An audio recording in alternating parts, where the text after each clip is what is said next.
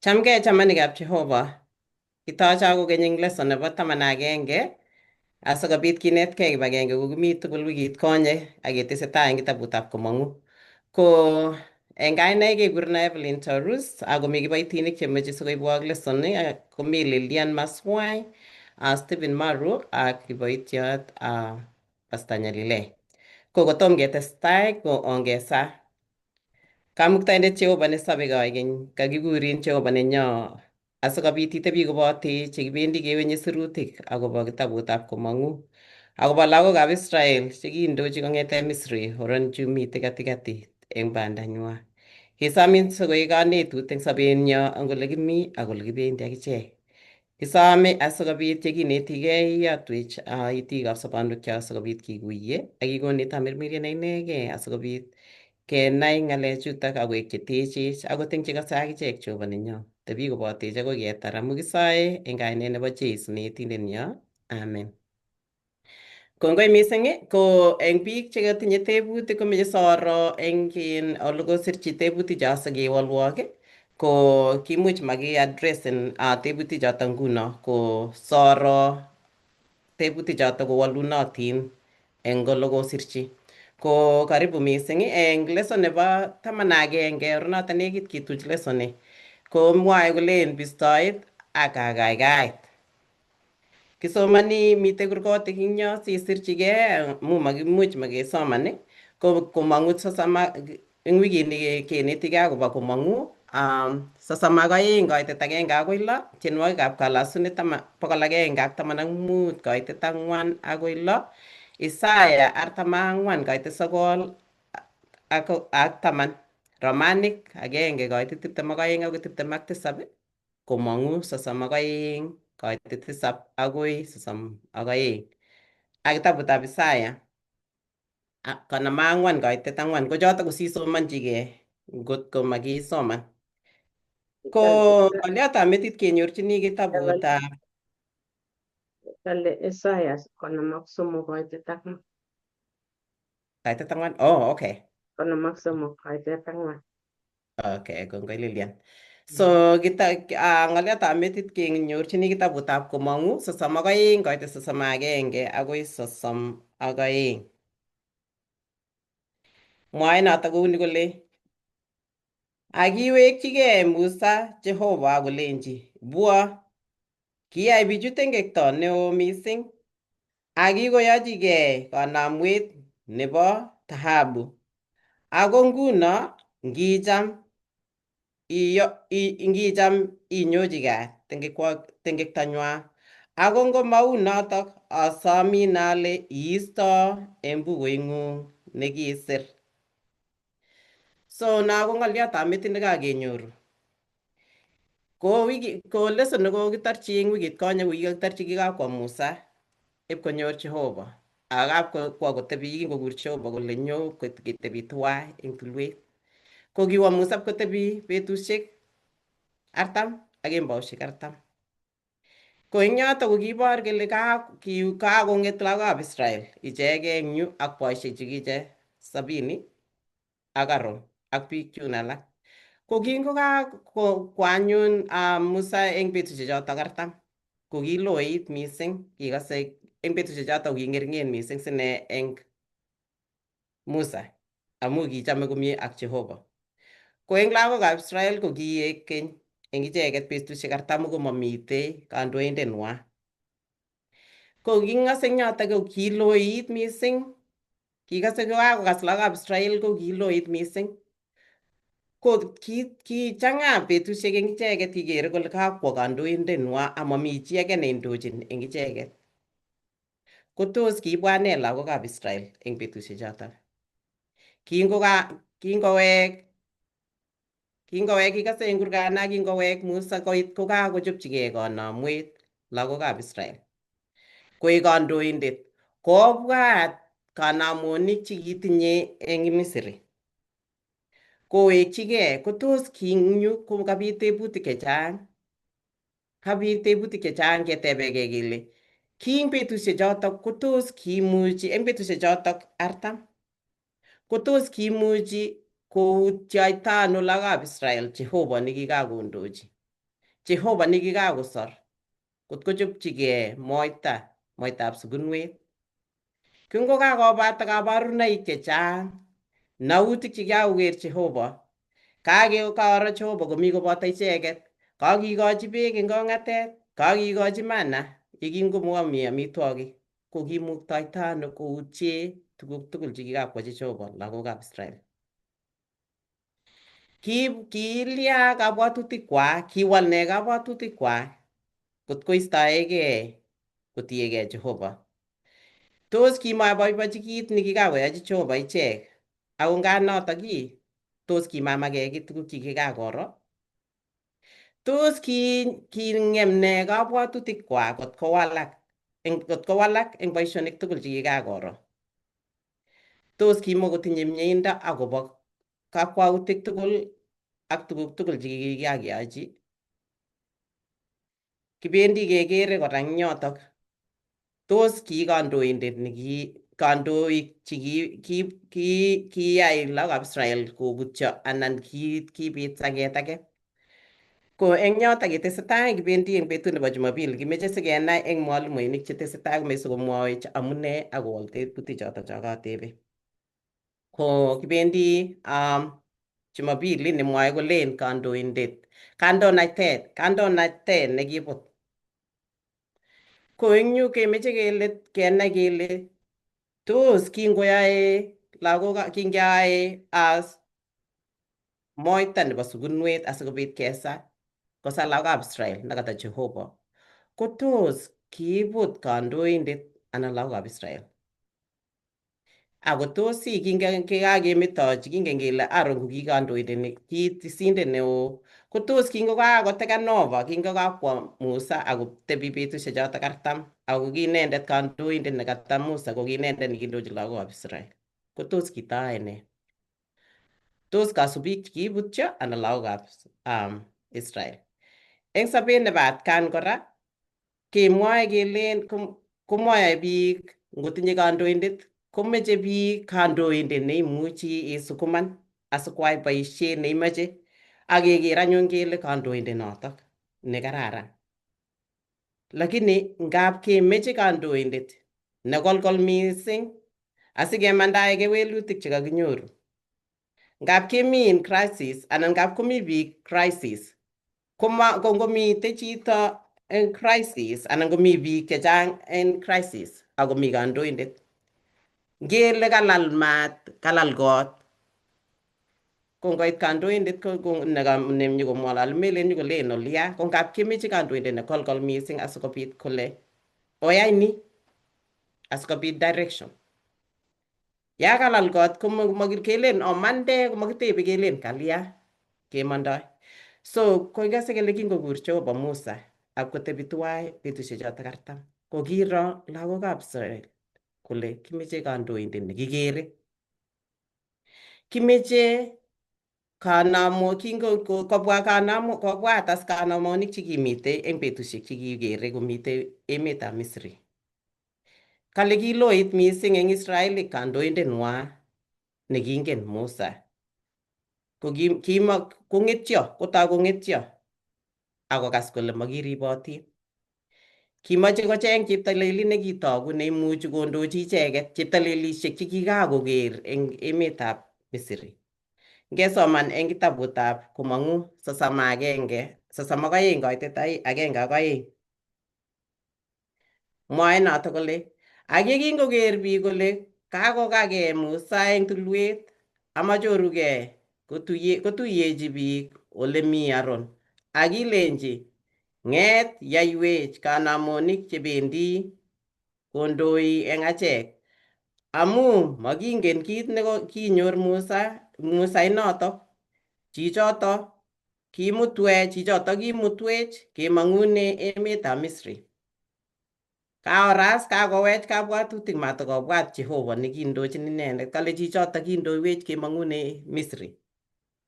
Nga kibit kwong'utik tugul chekibit komatakoker, lakini kikochi kole Musa nekindoiwech eng tuguk tugul. Amatakoker kole kinyoru instructions. Obwoti wikit konye akwek komwae kole kakomwochi Musa kosomanchi tugul kolech kole ne akwek Kilyon kiyoe chotok tugul. Tos kakoloit komwae kolen kiyoe chotok. Ko kibunu kutit kityo chotok ng'alek chekilen kiyoe chotok. Kaitet aeng komwae kolen akilenji Aaron bichotok ocherune munaokab dhahabu osotikwok. Akilenji Aaron bichotok ocherune munaokab dhahabu osotikwok ak werikwok ak tibikwok chetinye eng itik akoibwo. Kaokas? Kakoutye nguni kole kiyoe chotok tuguk tugul ak kakonai kole mi Jehova neng'wong akorochu tuguk tugul. Kakonai kole ami ako akwet neotabanat. Lakini nguno kakoro kole acha kimeche nekikere kimeche keyochigei kanamwet. Kotoyas akine eng yotok akine Aaron. Ko nee nekiyai Aaron mising? Ateb eng yotok tebutiet kole kimukto ano laitornatetab Aaron kobut eng chokchinet konyil agenge. Eng betusiek tutigin kityo chekabwa lagokab Israel akole kimeche kouni akwai kounotok. Ko nee nekikochi Aaron kwai kounotok?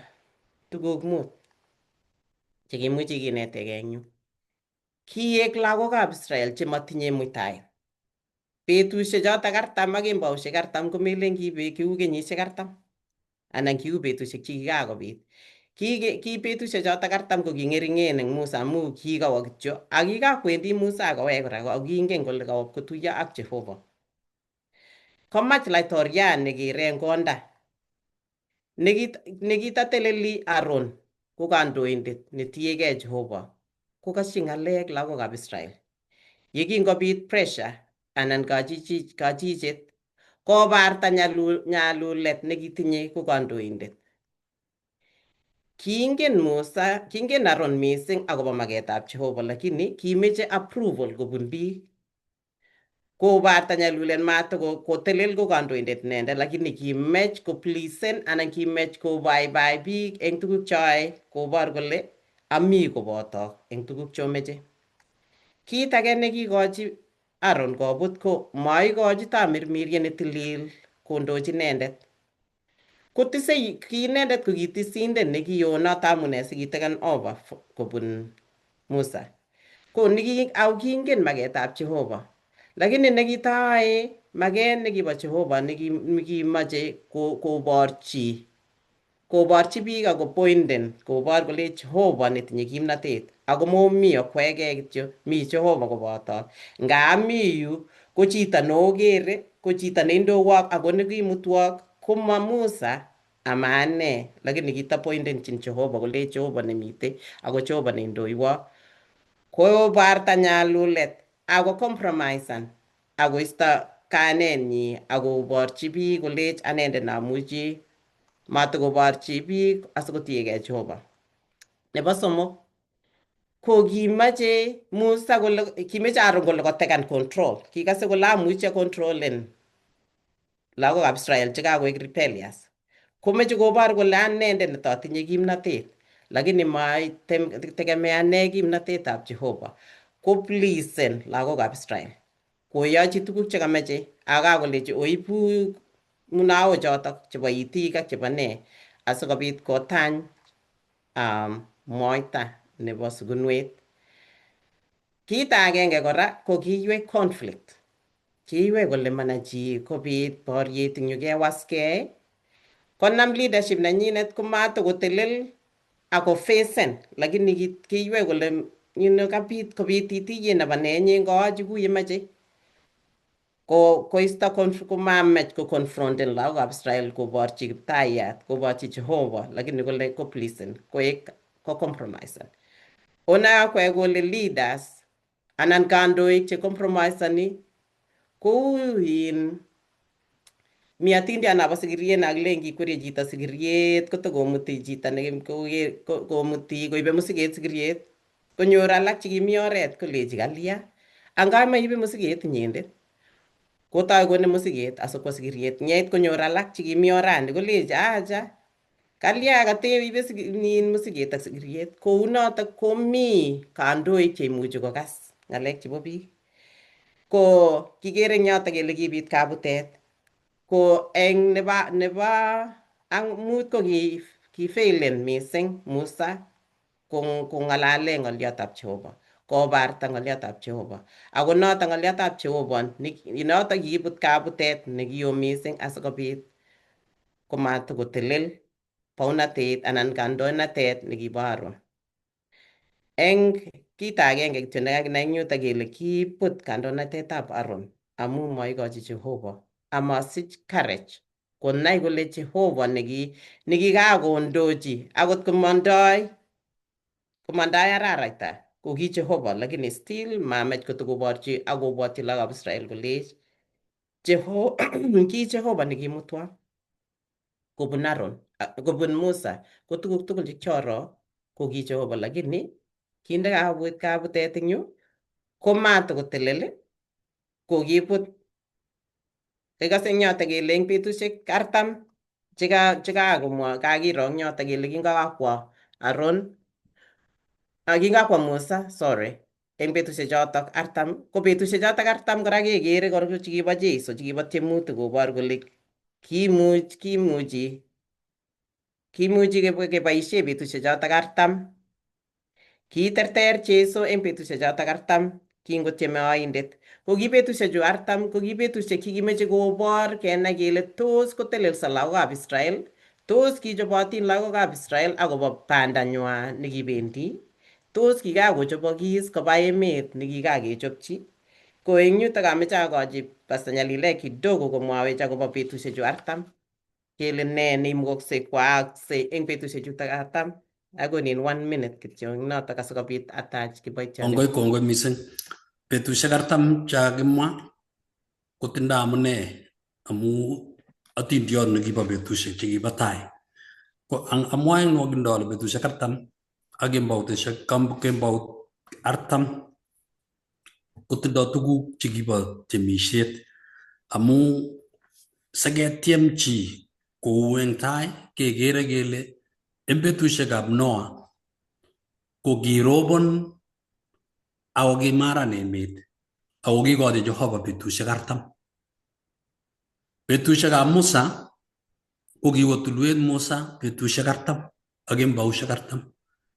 Elijah mautiot ko kiwo tulwet akine akwo banda nekilo akoi tulwet nekikure Oreb kenyisiek 40 kora, arawek 40 anan betusiek 40.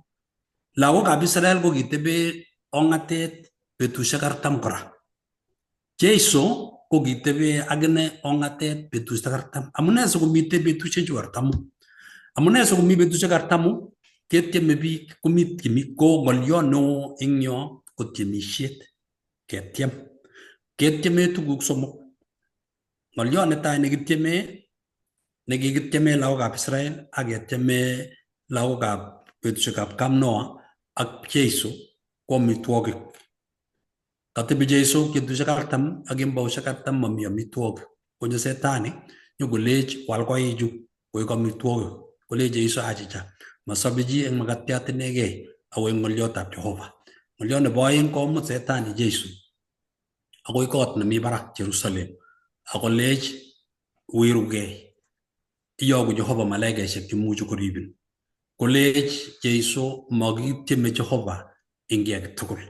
Nebo somok ko saet. Saet ko kilem setani kole kotikutumcho kityo akonin baunatosiechu tugul. Kou notok akine eng betusiekab kap Noah, eng betusiekab lagokab Israel. Betusiek 40 chekiwo Musa ipkotuiyo ak Jehova ko kitomo ketiem lagokab Israel konaak kele une atebenwa ak sobenwa kokomong eng emetab Misri. Meche kobetyo nguno ng'et ak muren. Meche kong'et nguno kobor Jehova tilyandit nebo bichu kikomong eng emetab Misri. Tos kimong kotindoi kosubi morondut kityo anan kikosich kotiagotin mugulelwekwak. Kingokagei Musa eng tulwet ko kiamune kimeche kotiem Jehova kobor kole Jehova ko ng'o age. Tos kikonai Jehova bichu? Une tilyandinwa ak Jehova nenywa eng betusiechu 40? Ko kibor kole anga kitomo kochobokis.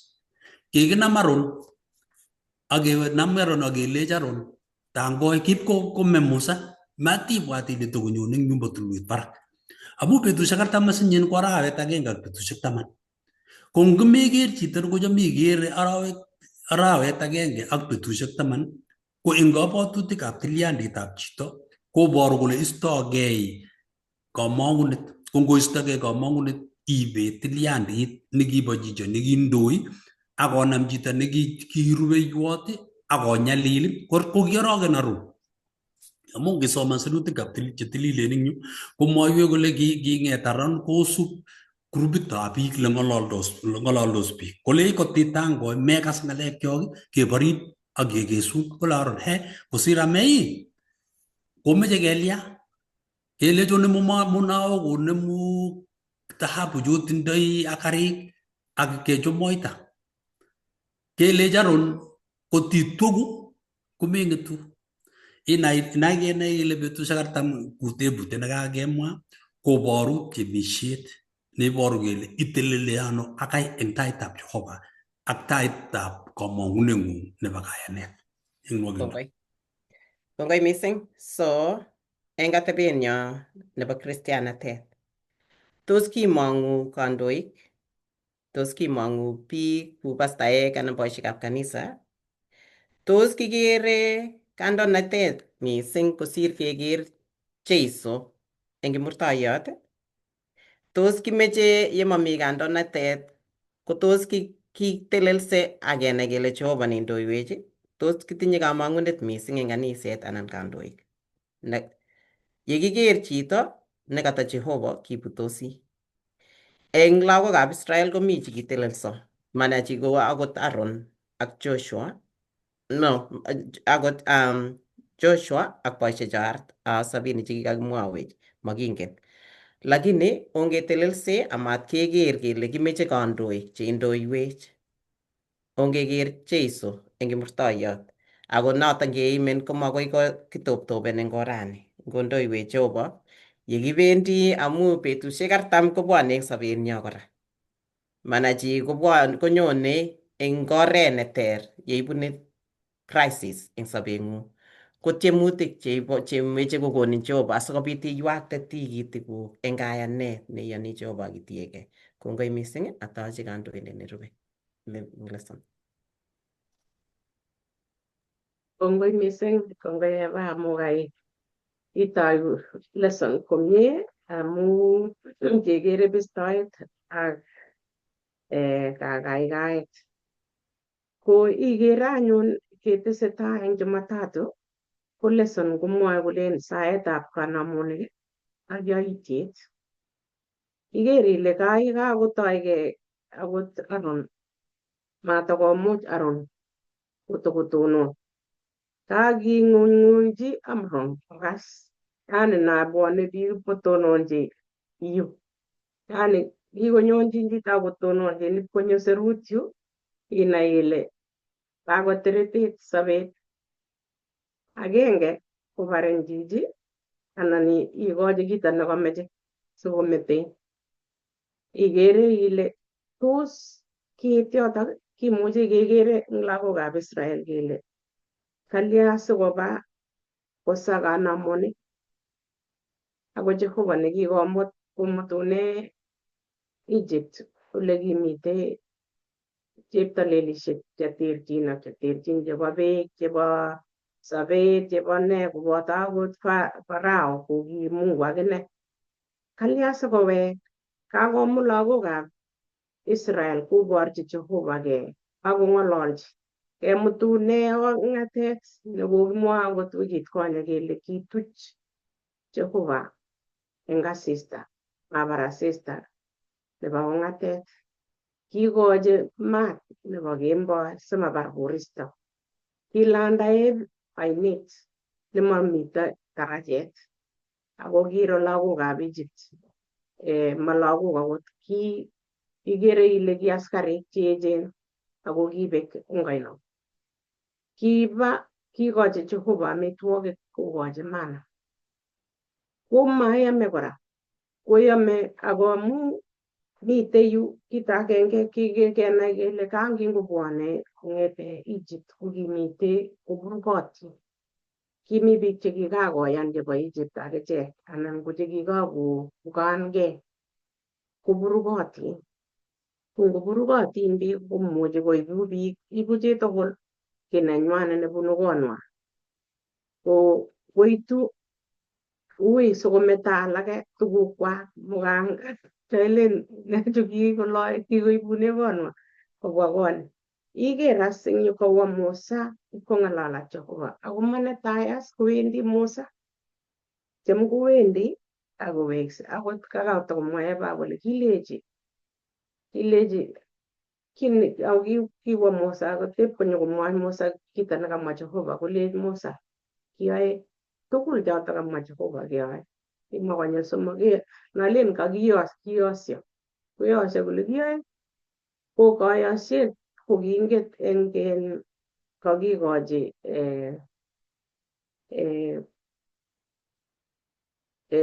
Ten Commandments kokakimwochi ingen kole matikutumchi anan iot ichek. Matiyochigei kanamwet nekikas koba itikwak akolen kiyoe kalya we lagokab Israel. Tos kimwochigei ng'oliondonoto. Kimache kesomane komong'u 32 koitet 6. Koit 32 koitet 6 kolen aking'etyo karon mising eng betut nekisubi betunoto akikoito kakochinoik chekibele akeib kakochinoikab kalyet akiteb ng'ony ikwamis akoeiso akong'etyo kourerenso. Kakoboiboitu biik ako kekeni Musa. Ingen kole Musa ngo tulwet barak yun kowendi kong'alaldos ak Jehovah koweksei nyikong'alalwech. Kokakoutie kakobwat sobeng'wai nekararan. Kole ne Zaburi 115 koitet 4. 115 koitet 4 akoi 8. Kokale Zaburi 115 koitet 4 koitet. Kale bo fedha ak dhahabu kanamunikwak. Boisietab eunekab biik. Tinye kutuswek ako matuku. Tinye konyek ako makertoi. Tinye itik ako makostoi. Tinye serunek ako maimungtoi. Tinye eunek ako manamegei. Tinye kelyek ako mabendoti. Amang'ololi mokwekwak. Kergeitu icheket chekiyoe ak tuguchoto. Age tugul ne imong'u choto ko igere ile kakimwochi kergei ngondetany anan ilyochi. Kale Jehovah okergeitu ak choto amu nekakitany kakolechi tongweny moita kakere kakobwa karon nguno sinyokoboiboitu nguno. Moita nekakitany nguno mang'ololi kale tinye itik makostoi, tinye kutit mang'ololi, tinye serunek maibustoi, tinye konyek makertoi. Koi akoboiboitu tos koiwok ne? Tos konot mana nekikochi Jehovah? Tos tuchok? Tos iborwo oret akoutie kaamis nekile Jehovah omutyoge kimaimutyi kanamwet kimutyigei akonyone Jehovah kora akot ane akanye kale Jehovah nyomutyinogei si omite omite keker Jehovah ngonda keker Jeiso komi kimni kemite kekere ako makomiten meet konyil age. Kekere lagokab Israel akichek kocham kale fedha ak dhahabu. Ngiker nguno chitugul ng'o nemachame rabinik kikichobe tuguk chekikichobe gold. Kalechin akot nguno ngitwaa ng'oliot imite YouTube anan ko simet igere kakonyo nguno age nekanyokolechin igere ngotinde rabinikuk yu inyoru chebo dhahabu ne ak ne. Kalenjin nguno keba tuguk chechang igere ile kosop kotiutye ile Jehova nekiyoin kosisobe sibusi ko Jehova kacham biik koek otwogikab tuguchu. Kagelechi Aaron yeiwech kokibwat metoekwak mara moja munguinik cheptalelisiek chekimitei en Egypt kakekure alak kale nekiu kirgit anan nekikure Abis nekibo teta nekikure Hathor akomach choto kokibwat kole tos nyokotoret eng yu nekale meche keng'alal ako kakekas kale kitabutab Zaburi kole matuku tinye konyek amakostoi. Mongen anyun ale kilya ne nekiwalak eng betut kot kobwat betusiek 40 kokakoit koek kenyisiek chechang nememuchi kobwat kole ang Jehovait kobo Musa kalya making'ololji wero kalya mewe inyendet anan imwae sakot iituku sikwo Jehova kito nekakimoche nekakorerwech ne nekirer mising nekingwo Musa kolen kakorerwech ng'alek cho kibirobirigei kole ngokimite boisiek 70 ak somok chekimi yoto ako kikakekwei kibwoti kinyo Jethro akolechi Musa ng'et ium bichu ngo 100 kotindoi neindochin ngo 50 siko 10 kokimite kukakilen mi boiyotab kok mi sub-chief mite chief kiba ano bichoto simang'ololji yoto kot kole koker kole kaikai keyai kanamwet ko ngibwat eng achek tos kitinye kanamonik chechang koibwech amu makikas it kokaking'alale eng wikit konye kasetab bet kitokong'alale arap Maru ng'oliotab kekas it ko ngotko makikas it Jehova akeng'ololji Jehova keng'unyng'unyi. Kakisomani karon kitabutab Koitosiek 21 kong'olole akobo lagokab Israel cheking'unyng'unyso kora chuto ko keker kele akot akichek king'unyng'unyi imuchi kwo chito kito nemaicham kong'unyng'uny muguleldong'ung iker ile kaikai no neimach iyai kito neimeche irekebishan kioto namaicham ko tos ikere ile loitunegei kabwatutikab lagokab Israel amu kiicheket kibwat kole ngot kitany kiy koistoi kiy amu mamite Jehova nekong'ololi anan mami Musa ngitany konye nguno ngot koimen kiy itou iker ile kachutin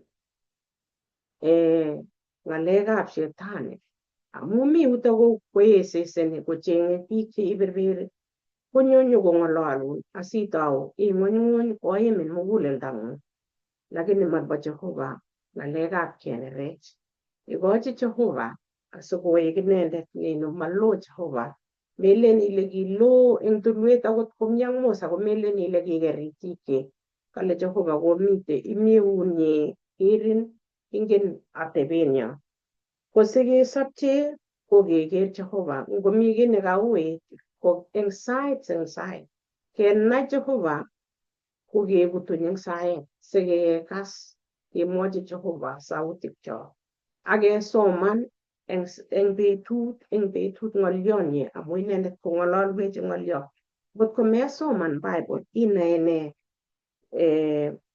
kayamusit chekikikochi lagokab Israel chekikikochi kobwatech inoitoi ano koek kityo nekekas komwoe chito age nguno ko rani ikere ile kokowal biik akot biik cheboe biashara koboisie ng'oliotab Jehova eng tangway amu kiwale kokoi ngikas ile amu ilen iman amu kikose lakini ngotko mesomanchigei tupchosiekcho kebetosie ako kitongchigei keeku kapkitonje itonye ako kekas kale Jehova kergeitu ak choto mami kiy netoretin fedha ak dhahabu komamii kiy netoreten. Moeshe ale yachen rabinik amu kiboishe kiale amitwogik, kilyochini, kiliponi lagokab sukul.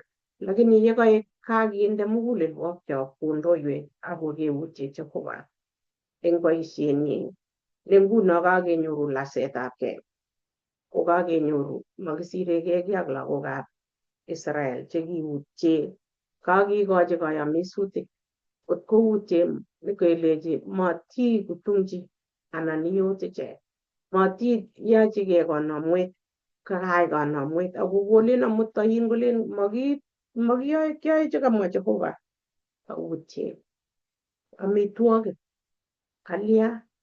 So amache amwa abek yotok, ngot kotinye chi nemeche koteshi ko atochi konyo mwalimu nerube.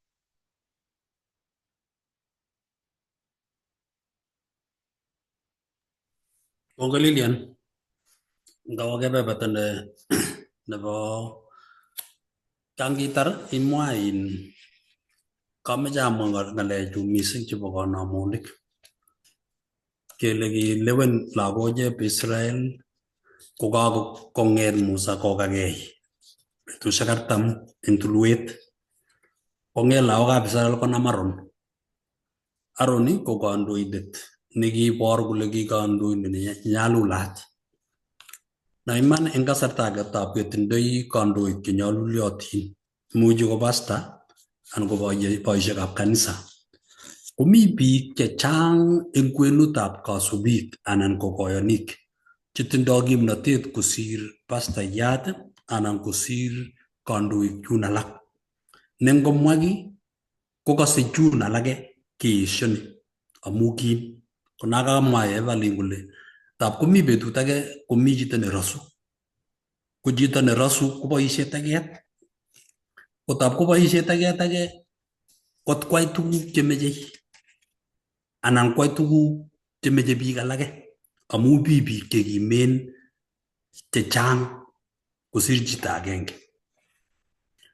Saetab kanamonik nekikiboisie moita. Inai ile kingomangu lagokab Israel akinye eng emetab Misri ko kiib munaok chekibo dhahabu, chekibo fedha, chekibo karik ako kikelach. Kewal tuguchotok chekibo munaok ak tuguk chekimitei koek kanamwet nekiyoe nebo moita. Akile kichortagei bichu. Yakenam Musa kochortagei. Akole biik kicheng'e kiyoe kanamwet nebo moita. Eng emetab Misri ko kimitei kanamwetab kirgit nekikure bull god, kikure kaineni Ibis, anan ko kimi kanamwetab teta. Teta eng icheket ko kisobon. Ngot biik chechang chebo kalenjin teta ko nalekele muren nete muren ak tany. Ko muren ak tany ko teta kenamnye muren. Sokotestai keswekab kabanum ak sobetab kanum kekoitoi kionyiok che tuga. Kekoitoi kaberuto koyoptoi sobet nebo kabanum. Ko kinam kanamwetab moita bichu ak kechop. Ko kanamwet ko eng kakuyetab sirutik che tililen chebo Jehova koboru kele kanamwet ko keistoegei kamang'unetab Jehova ne yoindet. Ak iuchi chito age nekibo tuguk chebo yaet. Kanamwet ko konemu kit nekikure nemu kabwatutik. Katakere amu sawa kebeberta nenyunet limuchi kong'emtagei biik. Iburukake ing kabwatutik kotiutiegei ak iutie Jehova. Komwa biikab psychology nekikosomanchi naet kele anga ngoistogei kamang'unetab Jehova eng achek netomirmiriet kong'etu kabwatutik eng naet nebo chito nemakomi. Ko kiyoto nekaistogei Jehova netomirmiriet koimenit kabwatutikab chito. Ko ngoimenit kabwatutikab chito eng sobenyi, kobit ki nekacheng chichi sikobit konamye Jehova nemakomi. Ko kito neinamye chito Jehova nemakomi konamye kanamwet. Kanamwani komebwat ile kanamwet nebo moita negei. Amu tiendo nekitien bichu ak Aaron ing katebwet, amu kikichop moita kikiwirchi maat. Korotwek kai munaok ak ne ip konyumnyumitu kololyo. Manali kiboisien ne amu kitindoi karik, lazima kimi biik mosok chekingen. Kechop moita nguno kele netindoi itik, chetindoi kuinoik, chetindoi borto, tindoi kelyek ak kesut moita. Sinai ile kimi biik chekingen kochop. Nebor kole kakichop eng Misri, itomo koit kasarta kityo. Ak kechop moita dakika moja kikichop moita. Komong tiendo. Na ile kitomo kobek biik chekichek, konam tiendo nekibo Misri necham ketienchin kanamwetab kirgit anan ko kanamwetab moita anan ko kanamwetab teta. Konyo tiendo kabisa, kurur tiendo. Tomnyeno Aaron, kikelugui Aaron. Tiendi akine. Ang boisiek che kai 70.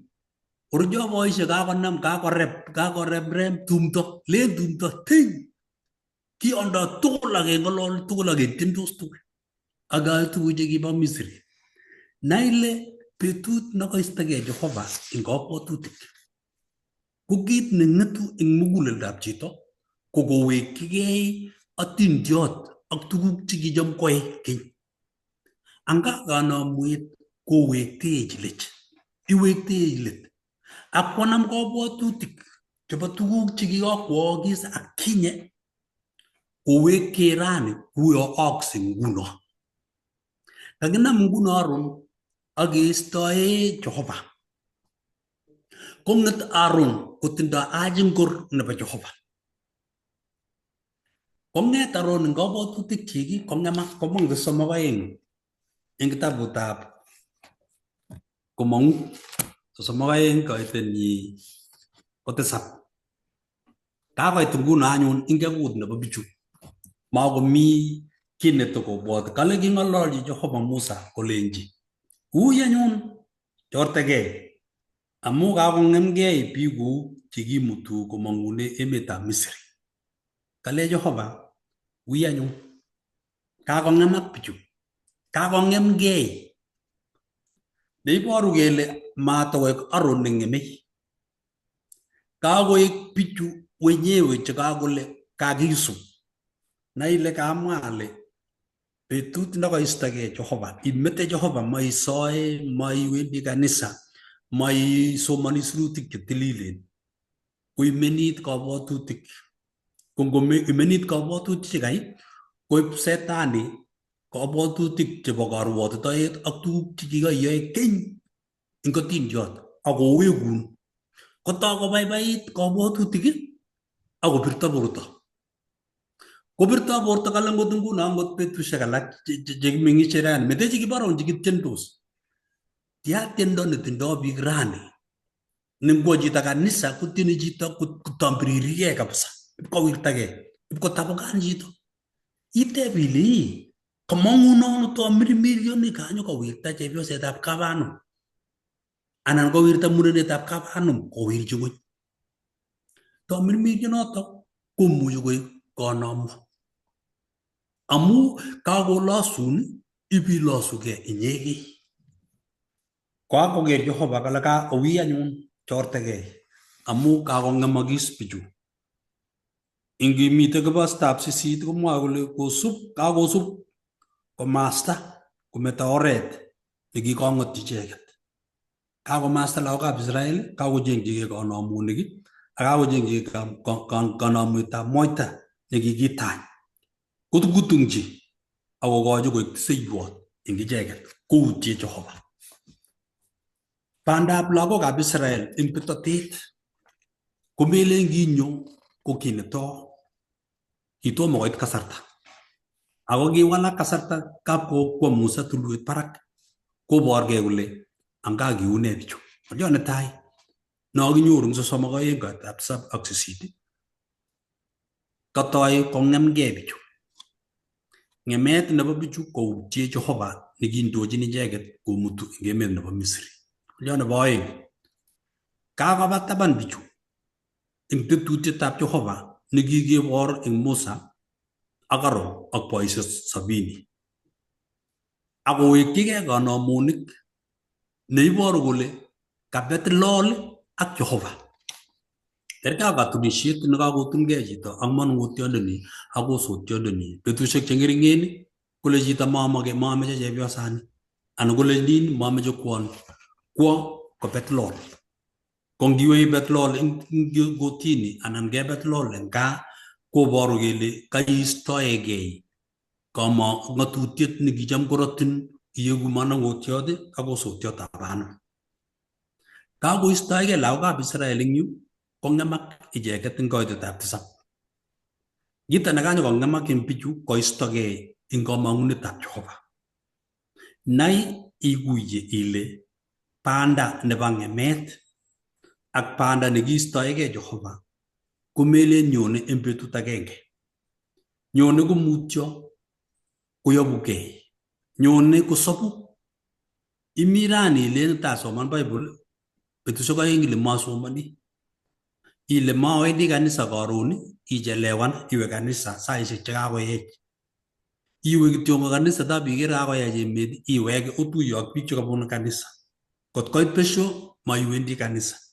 Iwaugei kitigin ko kanamwet akine konyone komutyo. Amu kanamonikyo chekitindoi komuchi korok netai koek laskeita nebo muguleldo. Iker ile itindoi kiy age tugul nemami chi nemuchi kotoretin. Makomi kaming'inetabgei.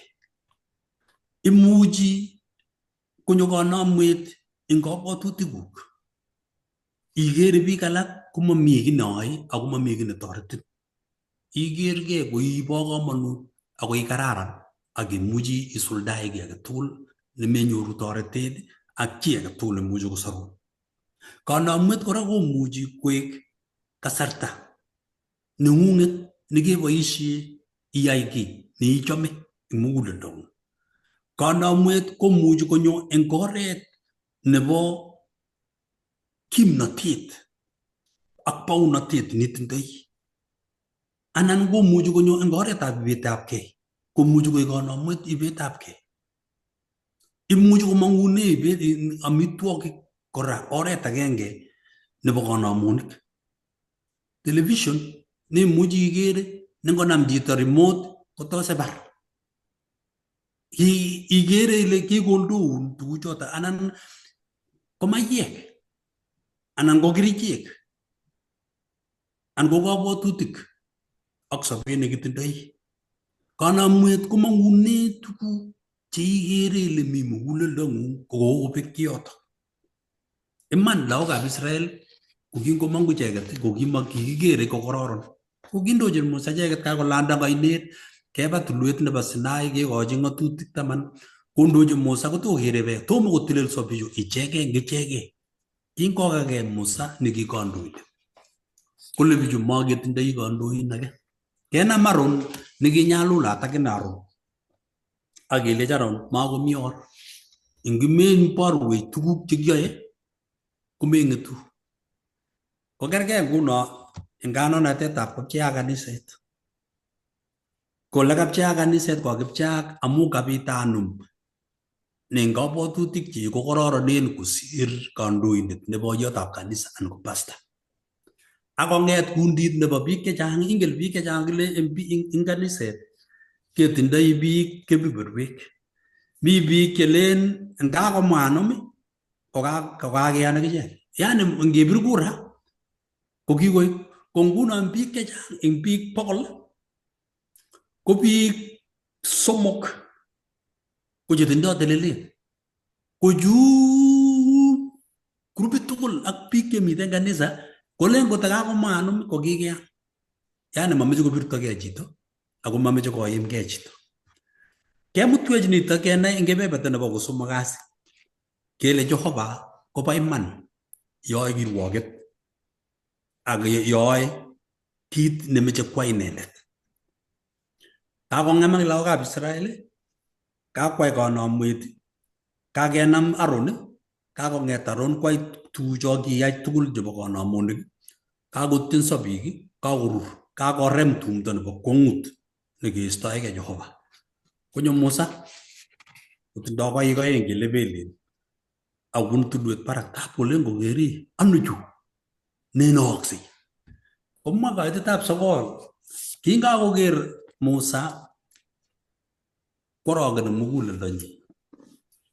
Ak kou ye arogeni chitugul tapwa chito korot netengek sitoboti ile kamabwoti ale ayanum kit neu ni.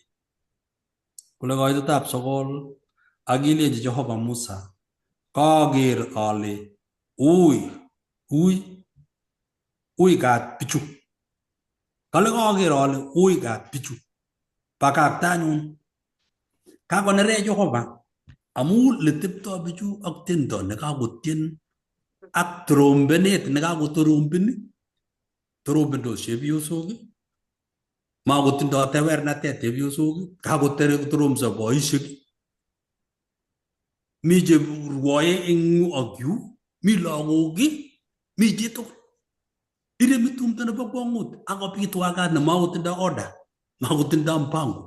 Woche chitugul stylenyi, rire chitugul stylenyi, warire chitugul kabilenyi. Tap koker Jehova ano chu. Kole Jehova Musa, konam Musa koik tap kolen kotoben kokakoik katebwet.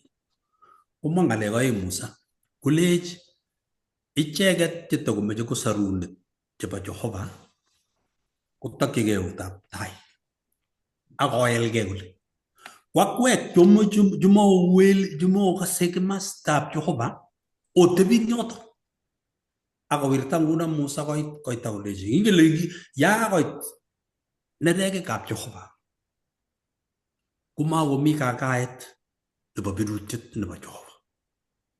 Ingole Jehova rani komamutai. Ingole Jehova nguno koma saa 8. Sai nakamwa Jehova koka saa 2 koaksei kuno. Kole Jehova Musa lechi biik chemeche konyor sarunet.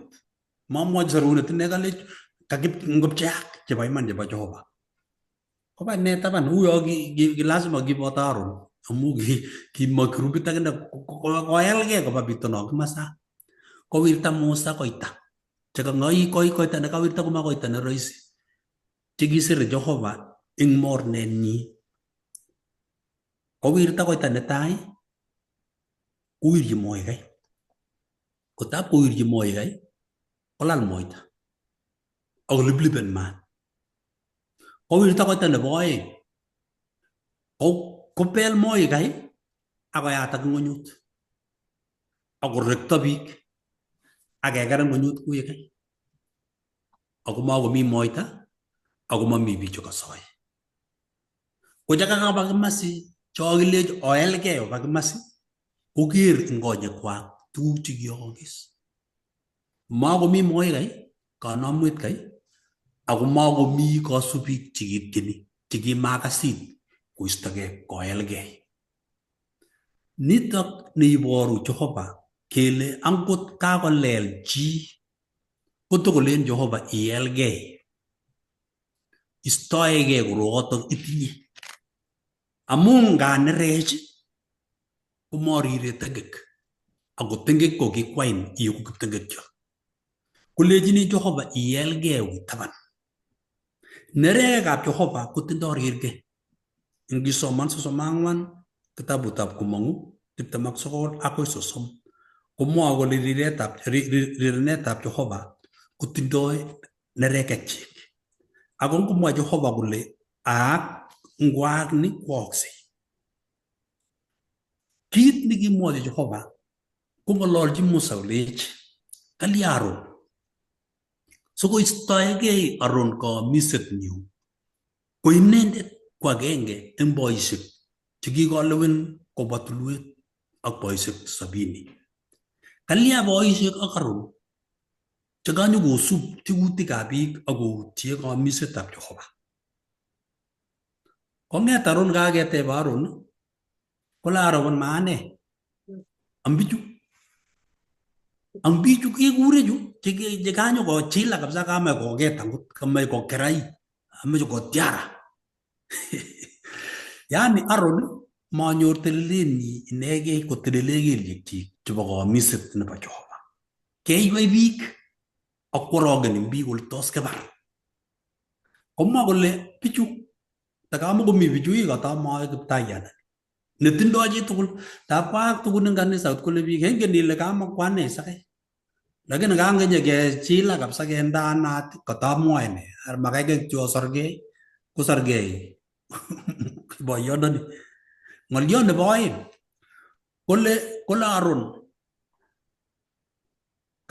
Aron eng kwong'utiet ko kiyak kwong'utiet kale kichopkei moita inegei kale kiyaigei moita kale kikewirta munaok ak kewirta tuguk chekibo dhahabu ak fedha kale ip kochopkei moita komong moita kole king eng keringet mwa lembeita netindoi chicho kole mele kikimimi makilya kale kiip kwaak kale through magic eng sokenatet kale kimong kityo kole eng 32 ak 24 kale kingowirchi biik dhahabu maat akowirchi kundok kale komong dhahabu chekikiwirchi maat kale komong moita yani wirchini dhahabu ko dhahabu lakini dhahabu komong kole kotokosu ko moita tuguk chekaai kotebe Jehova boisiek cheki 70 kolech kiomnyeno boisiechu 24:1 kole kakimi lakini eng tuguk chekaakis kokikere kityongon Aron koyoni yani kewirchi Aron tuguk tugul boisiechu kai kale kere kityongon kangomwa kole kes tugul ara katakiyae ne komakiyes kesup atebet nemu naile kamastaet nebo tengekto komaluchi biik tugul kotokomabit chi nelen etan kakibe oret neya konenit akenai kele nyone ng'emisiet michiripkei inai ile mabiik tugul chetindoi ng'oliotab Jehova matugul chekikobo kotab kamuktaindet chibwoti ile imuchi koteleso nole sirutikab Jehova inetkei itelel inyegei eng taitab Jehova meker biik alak singiker chi anum ibwoti koek kipimo neng'ung cha biik chekikopimanegei biik alak ngoker anum koker boyotab kanisa kole oyie ameche ake ait standard noto bo boyotab kanisa notok sotebi kouno kot kobut boyotab kanisa kot kobut pasta kot kobut chepyoset ne kandoindet nebo chepyosok anan kobut nebo neranik imyeno itelele ano inyegei kangonech kenai kele ongenyoru lemeiwek chebo iman eng kurset nebo Jehova nekikokurech sikobit ketelelsie eng betusiek tugul chebo nyalilda chebo kaboiboiyet chebo milet nenyigis ngobendi biik kosubi morondut nebo biik chechang itebegei ile iwendi ano amune sosoe kuni ngeit nguno kele oye dance for all yani oba kabisa akowirtege obutyensi tugul itebegei ile kangemwoe kele tendoni koba tugul awendi atyeni aene amu kile kiek dance nekibo Aron ko ki dance for all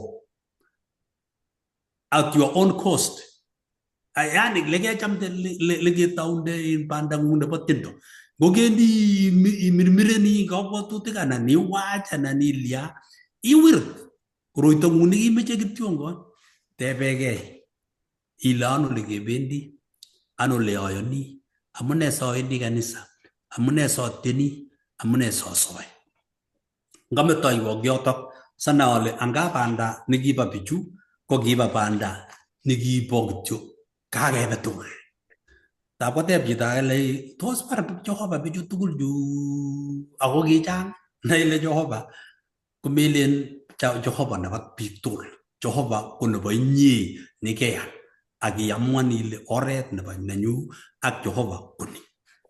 Mesu morondut nebo biik. Isub Jehova nekigurech. Kongoi mising katach boitiot nerubei anan ko chi netobotesei. Ameche atesyi Ameche Pastor. ates kidogo. Oi. Sorry, Lilian, go ahead. Ibwotwo ile yakalen Aaron kimong kityongon komakwane anan kolen bichu acha ki Aaron. Obwotwo eng taunet eng Hawa aka Adam kolen kibo ng'o makoset kokanyokoteb Jehova. Kolen Adam aja kere kwonyi kikono kolen chepyoset mane ndaret nekinyokokono ng'amenyu. Iker ile eng yekai ko ng'o inye ak ane neketindoi tononet imang'u Jehova ma chito age amu kikonech Jehova yani kamuget ne kikure the free will iamuan makoi ndenyokomwaun chito kolechin kae kouni kokaikas akas iman lakini iamuan konye iyan ng'oliondonoto iyal ile kayal ale ng'oliondoni akayai ko ngokaiyai konyendet makoi meile mutai ile ngunye nekoimwoiwo anan konye nekoya ai hapana nye nekoiamuan amu the free will nekikonech Jehova ko koiboisie koek currency neng'ung'et koek fedha neng'ung'et nekealishe. Ameche amwa kidogo eng yotok ale nga kandoik komuch kobetech kora. Akomuch kobetin komewenye sirutik kou yekamwa Pastor Nyalile. Ngesoman ing komang'u 32 kaitit 5 komwae kole akingoker Aaron kiyotok kotech kaptisisiet eng taitab kanamwonotok. Akimwaita Aaron kole eku igorta neo mutai eng Jehova. Wow. Yekundano igorta neo eng Jehova. Meche kenai sinye kele korok Aaron ko kitinye records chekimi barak mising amu kitisindet neo. Ko kiyoni biik mi nguno chekilul koba kimostab Aaron chechang nea kole ngotisindet komengen tuguk chekiyoe. Ko keker eng yutok kele ngomakiribkei komi kandoik, mi akot pastainik chekikotoi kanisosiek chechwaket ichegei. Ko amu kakere biik kotinye records mising kokere kole chichi kongen ng'alekab Jehova kobeti chechang. Noto amune sikeweny bukuit. Eng Aaron ine kimakomoke kikimeche kityo kosolven a problem neki temporary. Kongen kole ngaolden bichu kityo together maek scattered amu makolo sikoit Musa nyokotestai ak boisienyi. Ikere? Komamach konai ko kimuch kebetye amu kideciden Aaron kosolven that temporary problem. Amu kakobor kole iku igorta neo mutai eng Jehova, igorta ngiro? Kongen kabisa kole koni ko kanamwet ako bistoi nekakoistoegei Jehova. So kongeribegei notok amu kakoropta yotok koib biik kora koropta ng'oliotab Jehova. Ko tuguk chechang komite kobendi parallel komi nekerkei ak notok. Amu kakomwa is komwaita kainetab Jehova kole ko ng'o nemeyoni? Ko chito neo ni. So ongeribkei akeweny sirutik siketelelse eng imanda. Kongoi. Ingele kingong'etyo eng kainetab Sabi, ale king'etyo karon kai.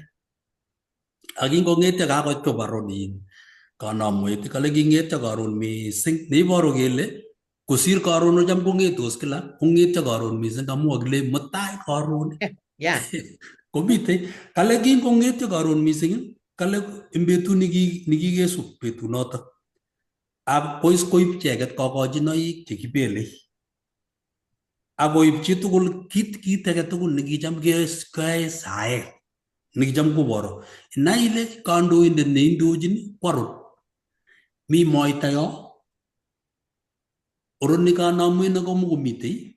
Kawek kabwatutikab Misri. Kit nekiyaak kokoito nguno bel kokochinoik ai kololso. Kong'u harufut kicham kekoito kapkurusut. Bas kakile kiteb chitugul eng ng'ony.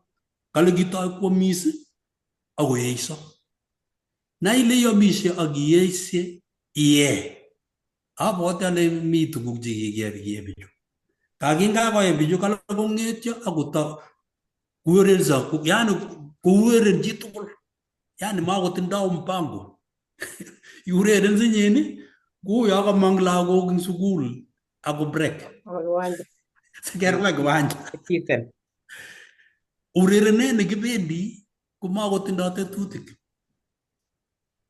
Na ile bersetab Musa na abwoti ale Aaron akine kakoureren akine amu kakoyai sosito ak kakomach kou yo kapokit kabwatutik. Angot tuguk chetiyoe kekwong'e. Na ile kaimwa Eva ako iman. Yakait chito koistoegei kaniset nebo Jehova nebo iman, ipkotou kanisenyi nemi ureriet. Ako nemitei laskeita. Ako nemitei katororetabkei. Keurerso ak ketyenso. Ak ketoi kewokyo keutye Jehova nebo iman. Nitok ni kerkong'et nenyolu kenai kele iman kandoik komuchi kobet biik. Ongeribegei kandoik chekuregei kandoikab kanisa chekikoisto kaamiset. Aaron ko kandoindetab kanisetab Jehova. Ak kakwo Aaron koutye kaamisetab kamuktindet. Kakoib koroset konekite kanamonik. Ako nerate kenoito anyun Jehova komi kanamwet eng yu neketchinjin. Ako mitei korosek chekikoitoi. Neboru kele kaburuch korosekab Jehova ak korosekab kanamonik. Notok amune sikonere Jehova akonere Musa. Sikobor kole Jehova komarire tengek. Ngole Jehova tengek ko tengek ko iman, melektoab tengek ko meet. Kongoi mising. Katach kiboition rubei. Bas, kongoi kanetishet nekakenyoru. Kakonech betutab Jumatatu nekenetelian kitabutab Romanik 1:22. Ameche asoman 25 ak 26. Kale kong'ete 24 inendet. Kale notok anyun kibokokyi Jehova ichek magutikab mugulelwekwak kosumur wonindo sikotwech borwekwak ichegei eng ichegei. Amu kiwal imanitab Jehova kowale lembeita akolos akoot nekikiyai kosir yeindet ne iberurot koigeny. Kang'alal Lilian akobo ng'oliotab goodwill anan kit neiwileni, sorry. Kit yani neketil rareng'ung nekerar inyegei. Jehova komabirchinin. Jehova komaboisie lazima kole lazima iyoto anan lazima iyana anan lazima, lakini boisie kakaikaet kong'alalun eng tuget ne tangus. Kole nobwa akwek oker tuguk cheechen cheteche kayoiwok, oker koyoindet nekiayai kipsengwetisiek eng ng'ony ak kiomye neo noting'enok nekishebachama akot kotom kelumda ng'ony. Lakini yeilewen chi ak iyai kiptubatoi nebo kito nekakosomin kipsengwetiyai komanyo kolosimisonin kolejin lazima iweke inyo kimasi. Ko ngiro akobo boisiet nekiyai lagochab Israeliek kometo kalosunet ak kandoiset nebo Jehova nekiimong nekale kiutye eng kasarta kitikin nekiakimut kale koutye tugul chekiakwechi Jehova ichek. Yeitya kowektage moita akaker eutab Jehova kimni kowekchigei kanamwet nekiyotei atkinye komite olimbo Misri. Kale kobokokyi Jehova ichek magutikwak. Akot akoi nguno komamite kito nelosimismeni Jehova yekakeamdaiwech logoiwek chemechen ko boisienyo kerar, boisienyo ketil, boisienyo kiyan. Ako yemakiyan kingen kele eng let kone kakesunenyo ak yekiyan kingen kele eng let kone kakesunenyo kipsengwet komwaun asikobit ilewenjigei. Kokonech betutab kwoeng kasi ng'oliot nekenetech muchungaji keker akobo ole ng'emdogei biik. Yein kamitei kawe bot anyone ka Kenya ibo tibng'ony ng'echeret kitebut ak family nenyu. Ko ng'ole na kusko ng'ara chitugul kokere chitugul simenyi mami akot agenge nekiaro neuotib. Yani len chitugul ak simet mamite chi ikenyi sait kityo ngoro kokere sait awek ta simet mami jini mo mi simet mangala le jekki awon gi tokki ji tay le hay ko mu ngere ngi to la awek simet no tu no gren ay no gala ne ko ite ate be ga so ko girte yo li ni gei piju tugul ju ngere na kwe ne ngere piju mangetos awai gele gi te ka ga sai ne ko do ira ko simet ji simet ko ko ngande lo le ageba ko ngam ko to mo yinde ngi ko ta ga ji to simet ka ni gojer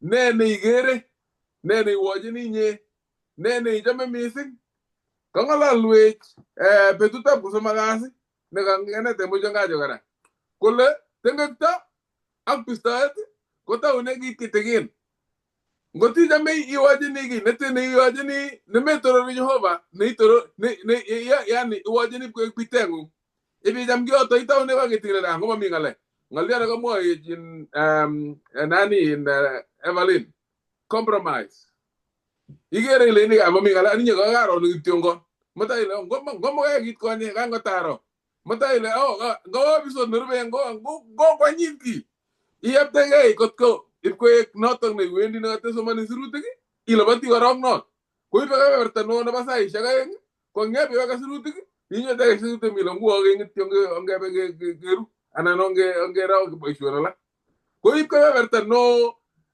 ureriet kosir ka berta na ba suruti aga sitte tiga si logo yake mejen ko en notok en gore tage gona muet daga kai jam kosir logo yake me tiga si tuge ta Jehova tos ne tugu kige jame ta onega kige tegin ago ko gita no ko ye tengak ta ge ko tengak ta gi tegin tengak ta no konar tengak ta ago yomi ago ibit ko to mai wende kanisa na ko mo yi ba tendo no tugu kige la ga sere le kutok ago ke lugui ago ke ko bitu ngala ju tugul ju ko gey tugu ke gi gere ko wo magi ago englet ko giegi nyaru na kerip ke ara nyun ngi nga ko ngala ju tugul ju kay tos be tap ko ngan gasi ak gi tare ko mut gasi ne moy ago basa tap ka gay ke ger musa ngi to ko ko tengo gi tugul ju lo ga sere le ke ngala lu ngate ga ni sino bata ke ger musa engore tage ngane nege negi tonon kwa niaba no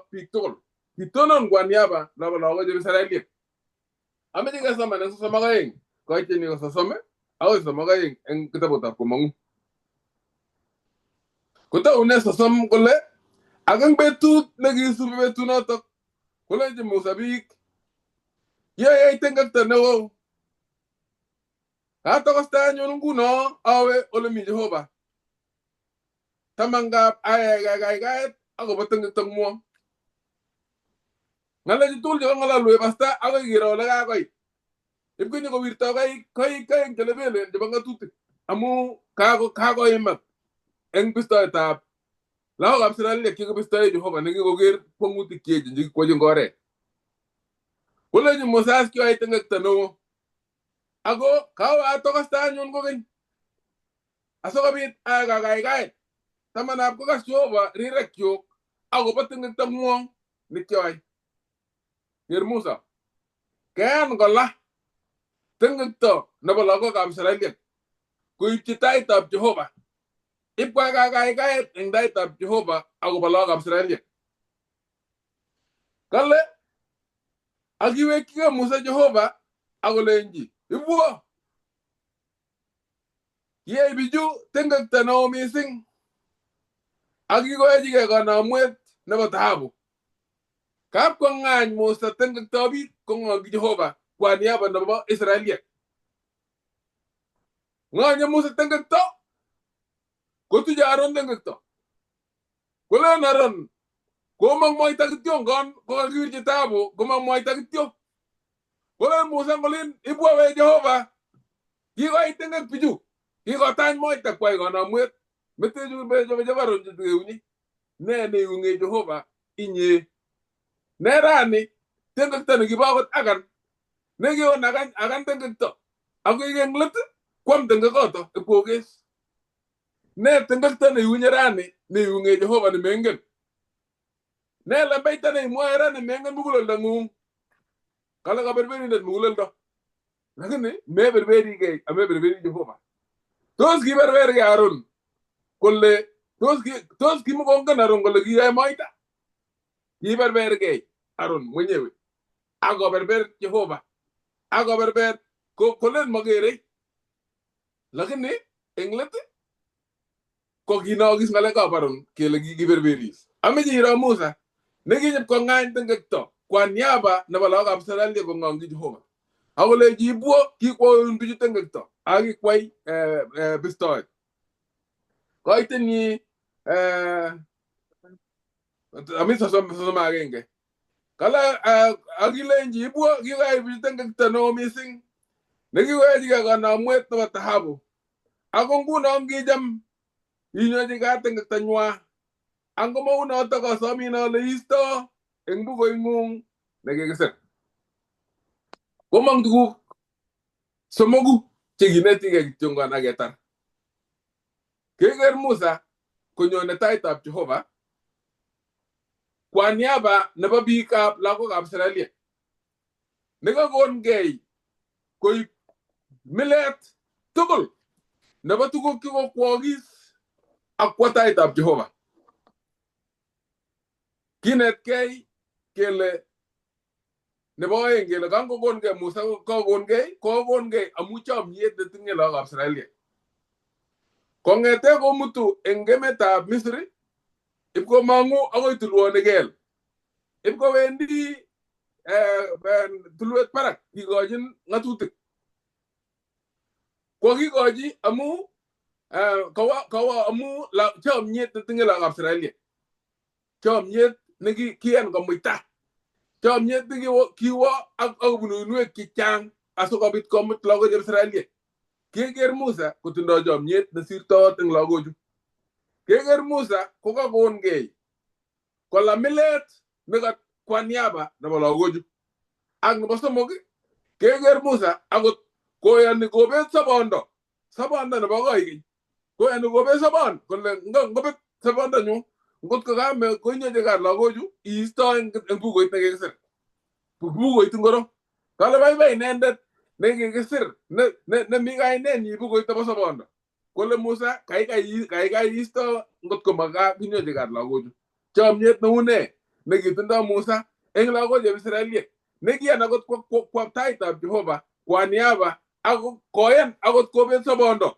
asikobit konyor sorunet lagochab Israel koborwech kito nekikwai Jeiso eng achek kiek Musa kergeindo nebo Jeiso eng kanetisioni neking'ep kokongei Musa kole awendi taitab Jehova akobo asiayai kakaikaet akobo biikchuk biikab Israel ko kinyakine Jeiso kole awendi asikobit asor kiptengekyot asikobit atonon eng taitab Jehova asikobit akakaikaet akobo kiptengekyot kale Musa kaikai iisto eng kitabutab bukuit eng bukuit nekikisir kole Jeiso akonu sobondonyu komabeti lakini akoitoi akobo inendet age tugul sikobit konyor sobon kale kikoito Jeiso sobondonyi asikobit konyor sobondo age tugul neiyoni eng inendet kikongei Jeiso kiwo taitab Jehova akoi nguno nekokinetkei akot eng wikit konye kokokiker Jeiso komitei kaptisisiet kwae saet nebo kakaikaet kosomei kokoitoi tengekwokikyok achek chekakekonugei kele kikiptengekinik kokoito tengekwokik kokochi Jehova chekende milet chekende tikikyenyi chekala eng sobondonyi asikobit kotuchi taitab Jehova kole nyochi kat ichek amu kiame ak kiokoito sobondonyu akobo ichek yae Jehova Jeiso boisietab kakaikaet nguno eng kaptisisiet nemitei kipsengwet keker Musa ko kikerkeit ak Jeiso eng oret neinegei eng sorunetab lagokab Israel akoi ng'oliotab nyoetab kat maenot kityongon eng kitabutab nekibwote ng'atutik sokol koiteni ko 18 ngomwa ng'olio neuni kale kiabutyi ng'ony eng taitab Jehova betusiek 40 kou ye kiyai eng tai mamamit amae beek amu tengekto ngwong tugul ker kita ni pogon ke Musa kale ke babu tingon gityo mamu gele ye Musa kana mweta moita lakini amula ga Australia kala ko butingon nye go shakartam cima amamit ama ebe awaga tasta golle amutan tangwong itasa go boti Musa ko tasa go boti jagne Kristo kola amita taita Jehova ay ba ishe tapse na teta go batang tangwong aga tugol na kasi ituge tap Jehova ago butige le gap cheiso kalle ke tuje bistai ni engna tagi ko aga tugol na ba ishe gap tisisiet na banguna na tasa tai engum sangot ko butige le gap cheiso eng sigunet kalle ko natak nege tuje bistai ni age nyo de gatang tani age nglet ke sai weri tapchi yogo muti kaniset ko bota inenda tege kasitu age nenda tege butige le gap cheiso eng sigunet ko tastai eng nyota gole kala go yege eng dai ma mamit ama ebe amuteng tangwang tukul nag yoy ne eng dai ta Jehova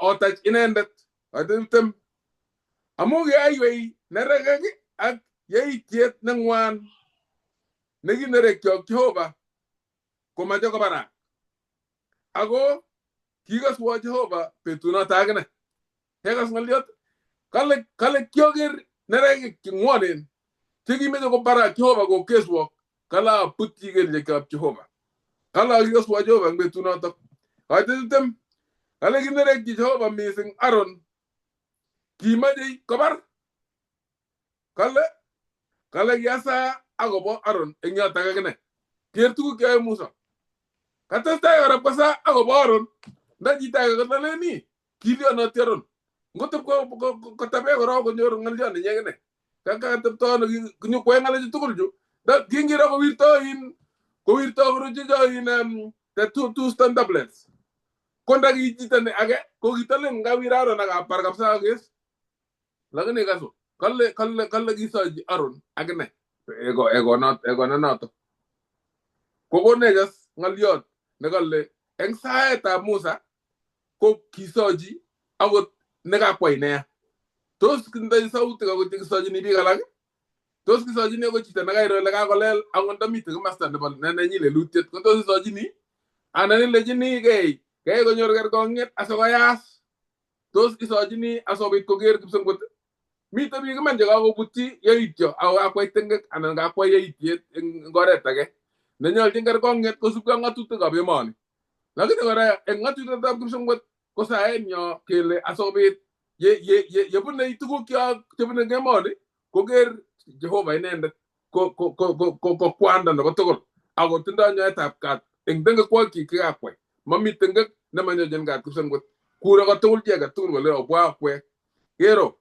kale eng saeta Musa kale ko gi wal gara Jehova awe nguno eng gore tap chezo negal leng tabota Isaiah ko maksumo kaitini kwangwan kala gi man wan no kyo agi gasana raga no kyo agi gitnendet kele gigibiri go mungtende tagi gi nyalel nata ko jeiso ne eng saeta Musa ko so log Australia ko saeta Musa ne gi sa jogo Israel ke bo tamil media te bagasare ne ngore te go gi wal Jehova yegi ngap ko Kristo ne go meng murto yo te ngani shengi sha tigi sirto ko nyo Kristas ne ginyo go ngano nwe kyogi ginyo go tenga ko kyogi ginyo go nyalo na to she kyogi ginyo ko ni pedu she kartam ongatet aso bit ko kita ga tul ne mitay engore ta basista ne gi si kwon ko ngan go le muj ko te yega ne ko yegi te bi jeiso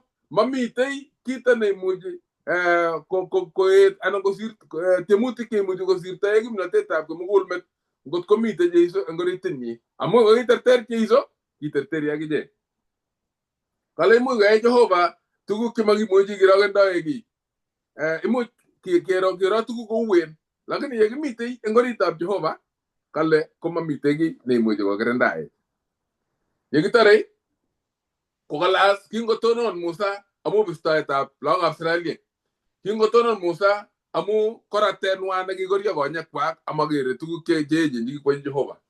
Kingotonon Musa akobo yaetab kanamonik chikiyai lagokab Israeliek akometo Jehova nekiyai kipsengwetishek ng'weny. Kingotonon Musa akobo lagokab Israeliek chekindoi keyandit nebo amitwogik ak tuguk alak chekimokyingei ak kipkei kokale kitonon asikobit kosom Jehova, kokur Jehova akobo ichek. Notok anyun biikab Jehova kikotonon Jeiso akobo achek. Ne kito nenyolu kekasit inendet. Kale yesoe Jeiso akwae kakaikaet eng taitab Jehova akobo achek.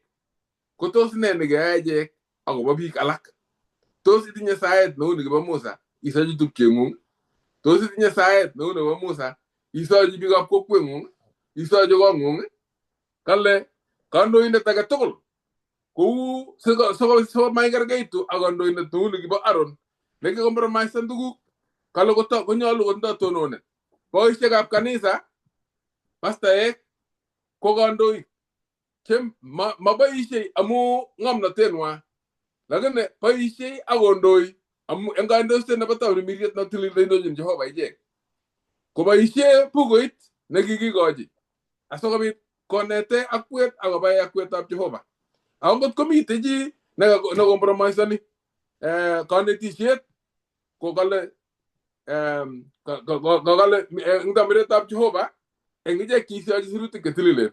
Kale koboru Jehova eng oretab logoek. Kale onae ichek logoekwak.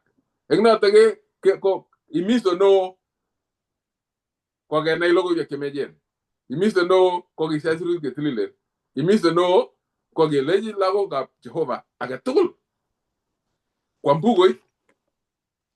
Amu bukoini kotindoi eng kanunetab tamirmiriet netilil kokonin iker tuguk cheuen, cheechen, cheyote konyekuk, chemekorei ako ikere maketab Jehova ak kwamutikab Jehova kote betut eng betut. Tos mite chi netinye tebut amakitar? Marire Jehova tengek. Ngakobit tengekto kotindoi Jehova kerkong'et.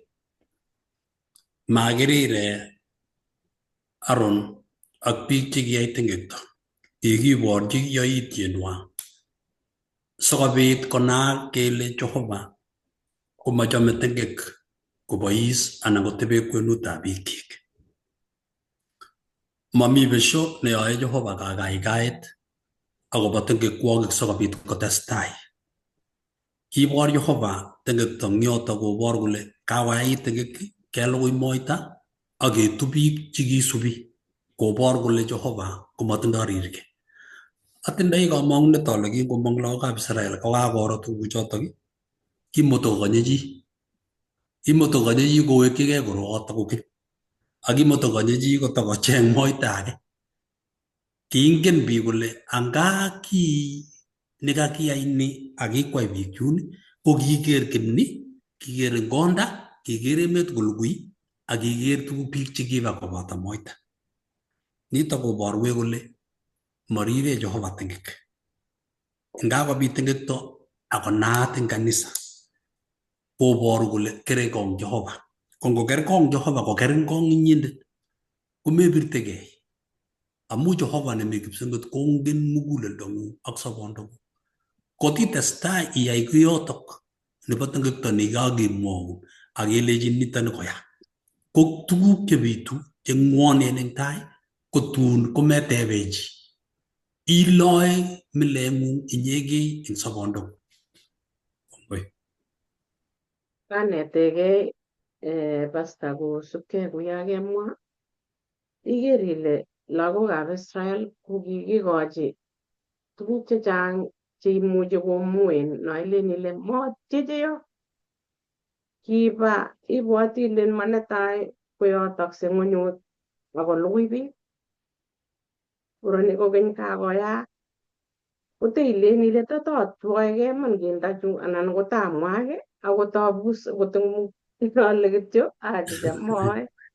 Lakini kaka eng ane eng kamugenyu komamuchi. Koek nakalen aramaru bukuit asikobit kokonech Jehova kamuget.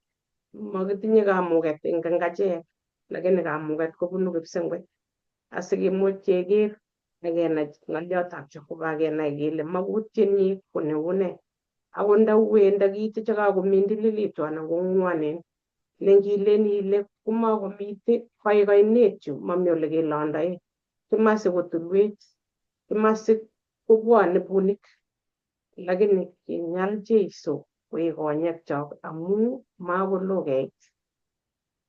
Makoloo kowek Jeiso akonyokoimut ichekei chechotok kikolewen koyan. Ako mauui jokenyi.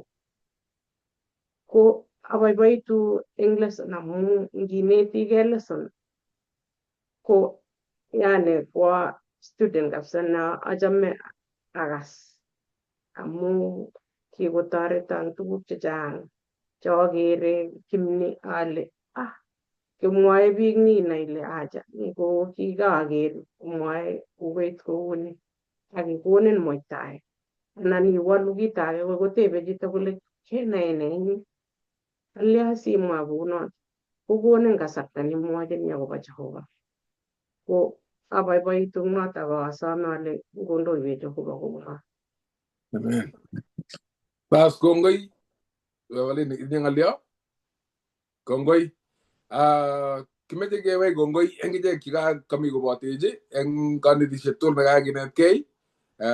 Ongetestai keshai sirutik chetililen kibagenge, ongetestai keteb tebutik ak nesire tugul ongesochigei. Asikobit eng bani kibendi keeku tugul akwet agenge, keeku chebo kabwatet agenge, kechob age tugul akobo kaweketabkei nebo aeng nebo Jeiso. Eng wikit nenyone chamanekab Jehova ketindoi metitab kanetisiet nemwoe kolen kaikai iborwo torornoteng'ung. Kimeche keker torornatetab Jehova eng wikit nenyone eng oret ne inegei. Ara akoi yotok kondoiwok Jehova akoberurok ongesanyo. Kimeche kitoror eng kamuktaindet Jehova amu boroindo kekonech asikobit kekas tugeng'ung eng kanetisiet nekakinetkei. Kesoe Jehova kele sikobit kotunenso chotok eng oritab sobonwekchok akebendate chotok ekosiek tugul kamuktaindet asikechobokei akobo kawekeng'ung bo kei nebo aeng. Inyiteite mimirieng'ung sikokonech kimnatet sikonetech akotigonech Jehova eng ekosiek tugul ak nesire Jehova keeku tai nekikwengtoi eng ole kibendote. Nyoiwech eng kirwogikyok ekosiek tugul akeyai inee nemie eng sobenyo koboto lagokyok ak korikyok. Amu nitok somenyo eng Jeiso netindenyo. Amen. Amen.